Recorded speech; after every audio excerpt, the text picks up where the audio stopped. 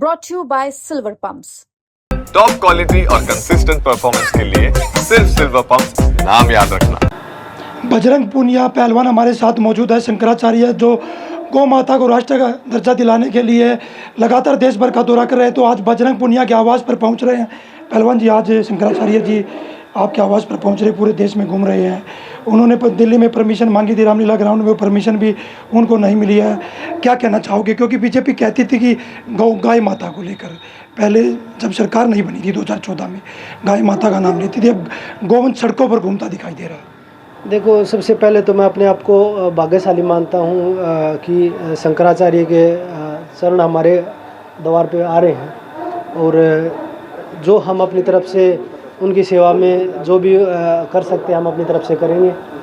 और बिल्कुल गौ माता का जब वोट की ज़रूरत होती है, जब बीजेपी पूरे देश में रुक के मारती है कि भाई गौ माता, गाय हमारी माता है, लेकिन आज वो गौ माता आज रोड पे भटक रही है, पनियाँ खा रही हैं, तो और सबसे ज़्यादा गौ हत्याएँ हो रही हैं। तो एक बोलने में और करने में बहुत फ़र्क है, और वो सब ने पूरे देश ने देखा भी है कि जो सरकार बोलती है लेकिन थोड़े दिन बाद उसी से पीछे हट जाती है, चाहे वो किसी भी मुद्दे पे आप बात कर लीजिए। तो मुझे लगता है कि जो गौ माता का जो गाय का हमारा जो पूरा देश में जो शंकराचार्य जी आवाज़ उठा रहे हैं पूरे देश को कि भाई हाँ, गाय हमारी माता, उसको माता का दर्जा मिलना चाहिए गौ माता को, और उसके ऊपर पूरे देश को इकट्ठा होना चाहिए। हरियाणा में या देश भर की रेसलिंग को किस तरह देख रहे हो इस समय? रेसलिंग को देखो, रेसलिंग का भविष्य सुनहरा था, लेकिन इन लोगों के हाथ में अभी देख रहे हो आप, क्योंकि रेसलिंग पिछले ओलंपिक 2008 से लेकर आज तक जो पेरिस ओलंपिक तक लगातार मेडल दिए हैं, और रेसलिंग ऐसा गेम है जो लगातार ओलंपिक मेडल जीत रहा है। लेकिन आज की स्थिति देख के रेसलिंग की, क्योंकि अभी तक तो सरकार उनको पीछे से सपोर्ट कर रही थी, लेकिन 2-4 दिन पहले सरकार ने जो बैन हटाया, उनके ऊपर से बैन हटाया है, तो अब सामने से आई है। और बैन तो पहले भी नहीं कर रखी थी सरकार ने। अगर सरकार बैन करती तो उनकी इतनी हिम्मत नहीं थी, वो नेशनल करवा लेते, वो सारे टूर्नामेंट करवा रहे थे। सरकार का क्या है कि भाई 2 टूर्नामेंट में उन्होंने टीम नहीं भेजी। अगर वो टीम नहीं भेज सकते थे तो उन्होंने वर्ल्ड चैंपियनशिप में टीम कैसे भेजी, वो अंडर-23 वर्ल्ड चैंपियनशिप में कैसे भेजी? जो बड़े टूर्नामेंट थे उनमें तो उन्होंने टीम भेज दी, लेकिन जो रैंकिंग सीरीज के टूर्नामेंट थे उन्होंने ये दिखाया कि भाई हाँ, UWW ने बोला अगर रेसलिंग फेडरेशन टीम भेजेगा तो हम मान्यता देंगे, नहीं तो हम नहीं देंगे। तो वो सरकार पे दबाव बना के, दबाव तो पहले भी था, जब बेटियां रोड पे बैठी थी, जब ब्रजभूषण का कुछ नहीं कर पाई सरकार, तो अब क्या कर लेगी? वो कहते थे दबदबा था, दबदबा है, क्या मानते हो? किसके ऊपर दबदबा? किसके ऊपर दबदबा है? फेडरेशन नहीं, फेडरेशन पे दबदबा नहीं बोल रहे वो। किसको डराना चाह रहे हो आप दबदबे से? अगर हम डरते तो सामने नहीं आते।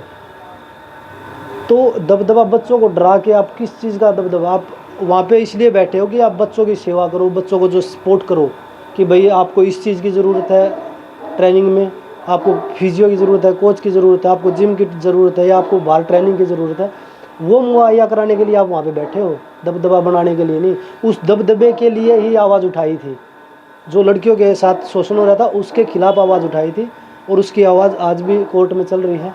उसका सरकार कितना भी उसको सपोर्ट कर ले, लेकिन जो हमारी लड़ाई है वो कोर्ट में चल रही है। बजरंग जी, हरियाणा में लगातार क्राइम देखे तो कल जैसे बीजेपी नेता की गोली मारकर हत्या कर दी गई, इस पर क्या कहोगे?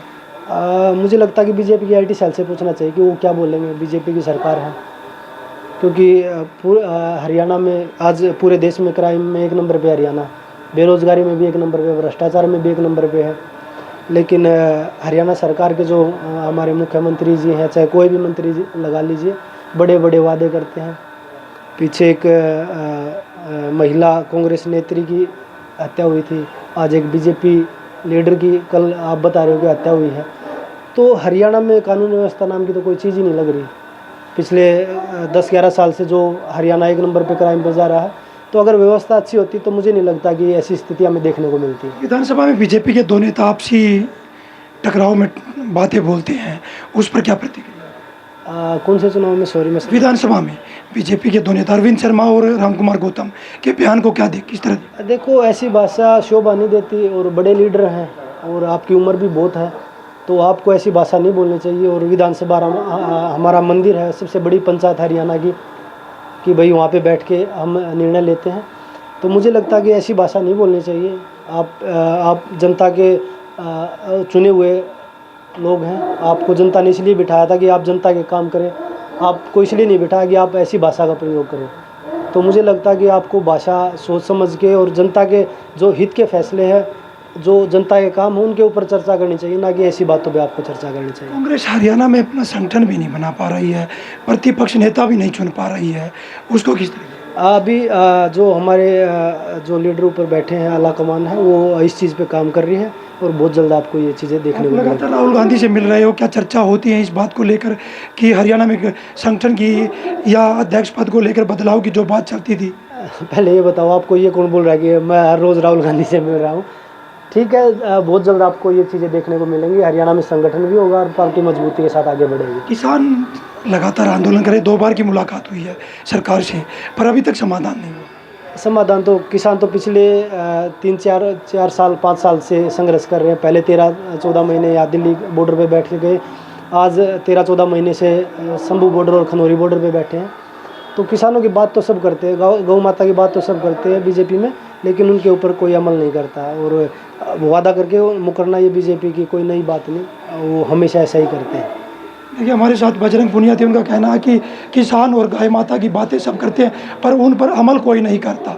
सोनीपत से पवन राठी।